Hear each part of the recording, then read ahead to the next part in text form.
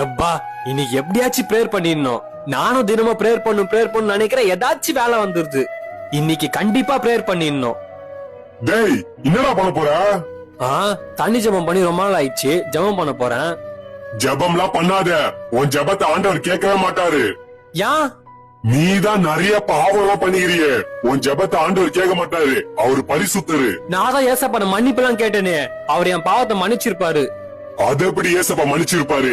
நீ டெய்லியும் பிரேயர் பண்ற. எனக்கு கேடிஎம் பைக் வேணும், ஐபோன் வேணும்னு ஏசப்பா உன் ஜெபத்தை கேட்டு தந்தாரா? இல்ல அதே போல உன் ஜெபத்தையும் அவர் கேட்க மாட்டாரு. ஏன்னா நீ நிறைய பாவம் பண்ணிக்கிற. ஆமா இல்ல, அப்போனா ஏசப்பா என் பாவத்தை மன்னிச்சிருக்க மாட்டாரோ? எபிரேயர் 8:12. எபிரேயர் 8:12.